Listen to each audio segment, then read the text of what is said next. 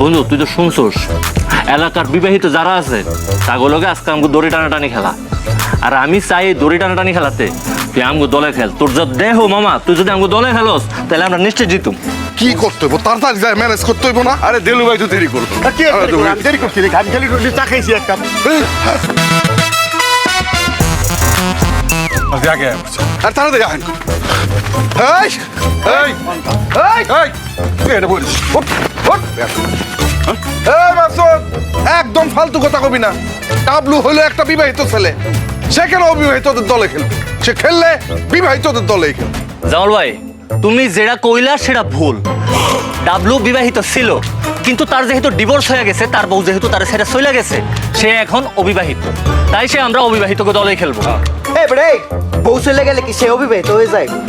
যেহেতু সে বিয়ে করছে তার মানে সে বিবাহিত, আর সে আমাদের লগেই খেলবে। না, ডাবলুর যেহেতু এখন ডিভোর্স হয়েছে, সে এখন তাজা অবিবাহিত, সে আমাদের দলেই খেলবে। দেখ, এই ডালে আর কোন রকমের ঝামেলা করবি না। ডাবলু বিবাহিত, তার মানে ও আমাকে লগে খেলবো, ও আমাকে ভাই বেড়াদার, আমগো লগে রশি টানাটানি খেলবো। দেখেন, ডাবলুর ঘরে যদি বউ থাকতো তাইলে আমরা মাইনে নিতাম সে বিবাহিত।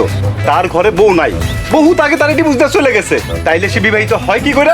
সে অবিবাহিত, সে আমাকে দলে খেলবো। এই তো সেই তোকে এক দিনে কইছি, এই দিনু তালুকদারের সঙ্গে গলা উঠে কথা কবি না। তখন মতো 10-15 পোলাপান আমরা লুঙ্গির মধ্যে শুকায় রয়েছে। আরে রাহেন, খালি বড় বড় কথা। আপনার লুঙ্গির মধ্যে যদি 4-5টা শুকাই দেয়, আমাদের জাইঙ্গার মধ্যে সেট করে দেয় 10-15টা শুকাই দেয়।